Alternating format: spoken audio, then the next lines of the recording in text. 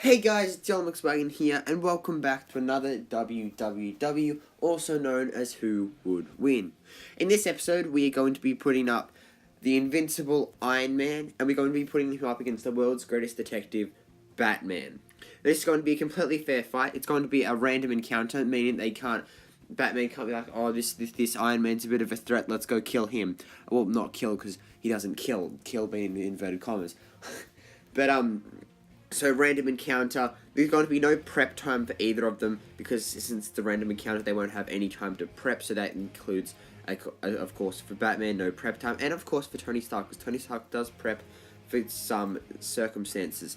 We also have no ability, so Batman can't get Robin to help him, or Nightwing, and Iron Man can't get War Machine, Pepper Potts, or anything. We can get Jarvis to help him, because, Jarvis pretty much, he needs Jarvis, let's just be completely honest. But but anyway, with all that said, let's get right into this battle. Starting us off, we have Iron Man. Anthony Edward Stark, the son of wealthy industrialist and head of Stark Industries, Howard Stark, and Maria Stark. A boy genius, he enters MIT at the age of 15 to study electrical engineering and later receives master's degrees in electrical engineering and physics. After his parents are killed in a car accident, he inherits his father's company. Stark is injured by a booby trap and captured by enemy forces, led by Wan Chu. Wan Chu orders Stark to build weapons, but Stark's injuries are dire and shrapnel is moving towards his heart. His fellow prisoner, Yo Yinsen, a Nobel Prize-winning physicist, whose work Stark had greatly admired during college, constructs a magnetic chest plate to keep the shrapnel from reaching Stark's heart. In secret, Stark and Yinsen use the workshop to design and construct a suit of powered armor, which Stark uses to escape.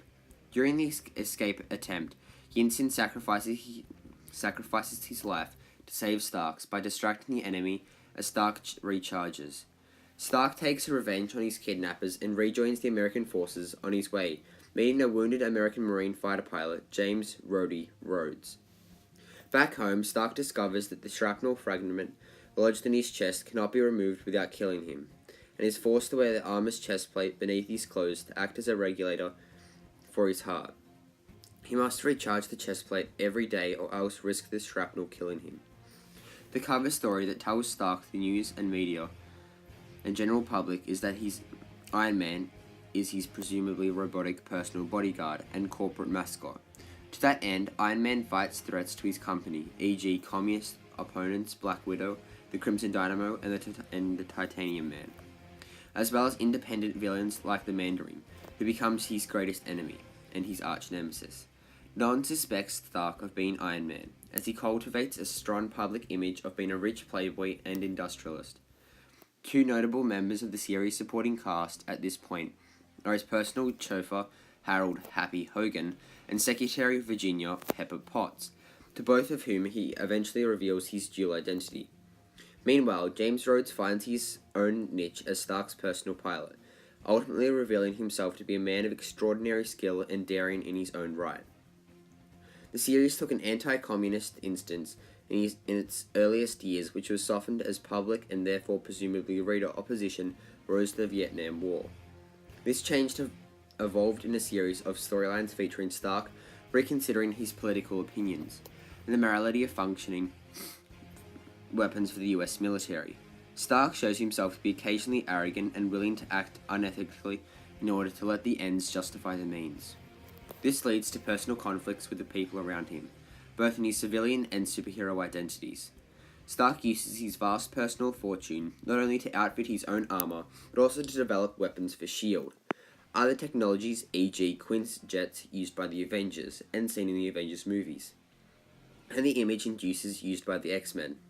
Eventually, Stark's heart condition resolved with an artificial heart transplant.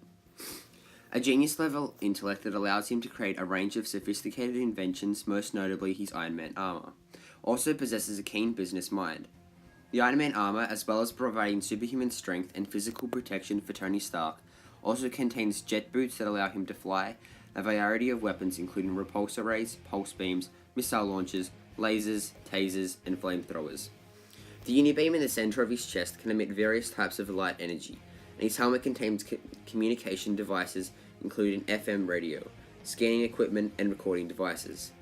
Tapping into external power sources can increase the capabilities of the Iron Man armor. Certain models of the Iron Man armor have contained equipment in the chest plate designed to keep Stark's heart functioning. In one set, NTU 150, could be controlled from a remote distance using a headset control. Special suits of Iron Man armor include those designed for use underwater and in outer space, and for a suit of stealth armor that is immune to radar, but affords little physical protection, and has only minimal weapons. Formerly none, but after being critically injured during a battle with the Extremis Enhanced Malin, Stark injected his nervous system with a modified techno-organic virus to save his own life. This fused Stark's armor to his body, allowing him to store the inner layers of the Iron Man armor in the hollows of his bones, as well as control it through direct brain impulses. He's also able to remotely connect to external communication systems such as satellites, cellular phones, and computers throughout the world. Because the armor's operating system is now directly connected to Stark's nervous system, its response time has been significantly improved. The Extremis armor grants him super speed reactions and a healing factor able to regrow whole organs. He was able to stop Crimson Dynamo's heart and restart it using this. Batman's secret identity is Bruce Wayne, a wealthy American industrialist. As a child, Bruce witnessed the murder of his parents, Dr. Thomas Wayne and Martha Wayne, which ultimately led him to craft the Batman persona and seek justice against criminals.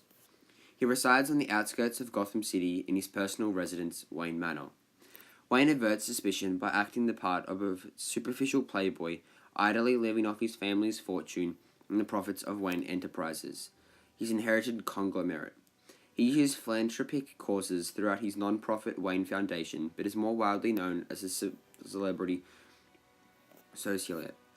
In public, he frequently appears in the company of high-status women, which encourages tabloid gossip. Although Bruce Wayne leads an active romantic life, his vigilante activities as Batman account for most of his time.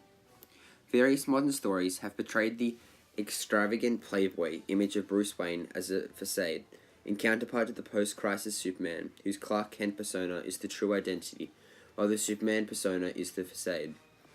In Batman Unmasked, a television documentary about the psychology of the character, behavioral scientist Benjamin Carney notes that Batman's personality is driven by Bruce Wayne's inherent humanity, that Batman, for all its benefits and for all of the time Bruce Wayne devotes to it, is ultimately a tool for Bruce Wayne's efforts to make the world better. Writers of Batman and Superman stories have often compared and contrasted the two. Interpretations vary depending on the writer, the story, and the timing. Grant Morrison notes that both heroes believe in the same kind of things, despite the day-night contrast the heroic roles display. He notes an equally stark contrast in their real identities. Bruce Wayne and Clark Kent belong to different social classes. Bruce has a butler, Clark has a boss. T. James Musseller's book, Unleashing the Superhero in U.S. All, explores the extent to which Bruce Wayne's vast personal wealth is important in his life story, and the crucial role it plays in his efforts as Batman. Will Brooker notes in his book, Batman Unmasked, that the confirmation of the Batman's identity lies with the young audience. He doesn't need to have Bruce Wayne. He just needs the suit and gadgets, the abilities, and most importantly, the morality. The humanity. That's just the sense about him. They trust him, and they're never wrong. There are a plethora of superheroes without superpowers, but of them, with the Batman character relies on his own scientific knowledge, detective skills, and athletic prowess. In the comic books, Batman is regarded as one of the world's greatest detectives.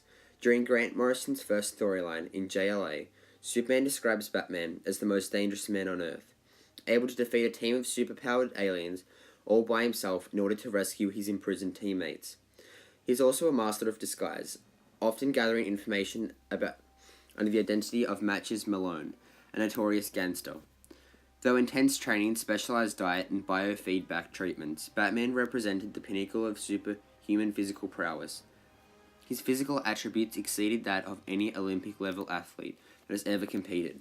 His strength, speed, stamina, agility, reflexes, and coordination are at peak human perfection. His abilities and powers consist of indomitable will, intimidation, expert inquisitor, peak human conditioning, peak human strength, peak human reflexes, peak human speed, peak human agility, peak human endurance, expert acrobat, master martial artist, weapon master, master of stealth, expert marksman, genius intellect, polymath, master detective, multilingual. He can read lips perfectly, master strategist, master escapologist, expert pilot, expert tracker, expert of disguise, expert mechanic and driver, has access to Batcave equipment and weapons. He's also created highly advanced equipment from scratch like Tony Stark, and has even created highly advanced forms of transportation, such as the Batmobile and Batplane. And now on to the final verdict, who I personally think would win. And this actually one took me quite a little while because I was back and forth on both sides because I both like both the characters an extreme amount. But I'm going to have to give this one to Batman. And before you start saying down in the comments why, Iron Man had all those things stacked against you and Batman simply just didn't, I'll explain to you why. Iron Man has been shown to be virtually immune to EMPs in his own stories, but in team-up stories with other characters such as Captain America, or in different team things such as the Avengers, he is shown to have different implications with them. So you could definitely, implications is probably not the right word there, but different mishaps would probably be the better word. So if an Batman pretty much always carries some sort of EMP device around with him in case he needs to dismantle it in some kind of disruptor. So he can just simply shoot that off at him. Because of his enhanced reflexes, Iron Man will virtually not be able to hit anything with him, and Batman has been known to be able to dodge heat-seeking missiles and get that out of the way. I did say this was a fair fight, but I didn't say they couldn't use technology, so Batman could simply call in the Batplane, Batmobile, whatever bat device he wants to call in, and simply use that. He also has a wide, vast availability to kryptonite, so he could easily use kryptonite to kill Iron Man or disrupt Iron Man. So once he's got the EMP, kryptonite has been known and has been shown in the comics to give Lex Luthor cancer because Lex Luthor wore the ring and he gave him cancer after a long time. And Metallo and Kryptonite Man have also been known to actually kill people with small doses of controlled kryptonite blasts. So what Batman could simply do is simply control some sort of kryptonite blast from the Batplane, or get the Batplane, get in some things, and Iron Man wouldn't really be able to destroy it because the Batplane and the Batmobile has been known to have extreme resistance to everything that Iron Man can really throw at it, which means they wouldn't really be able to do much to it. Maybe a couple paint marks and a couple dents wouldn't really be able to do anything though. Simply grasping that and getting it there. The only person that I think I know that has pierced or destroyed the tires of it was Hush, but if he destroys the towers, Batman could simply get over to it, get the kryptonite out, then just throw it at Iron Man, stab it into his chest plate. He'd pretty much stuffed at this point, but because of the healing factor, Batman could then simply dismantle the suit, and he has been shown to not have very advanced skills of martial arts combat outside of the suit. So once the suit's disrupted and everything like that, Batman has him on equal ground, so we can simply take him out simply like that. Batman's equipment will take out a huge chunk of Batman. Will have to take out quite a lot of it, but Batman's enhanced reflexes and agility give him the edge in this fight. So I hope you guys did like this video. It did take quite a while to make, like I said at the start of this explanation, so it would be much appreciated if you could hit that like button and also hit that subscribe button to watch out for these future videos that are coming out. And with all that said, I'll see you all in the next video. Bye.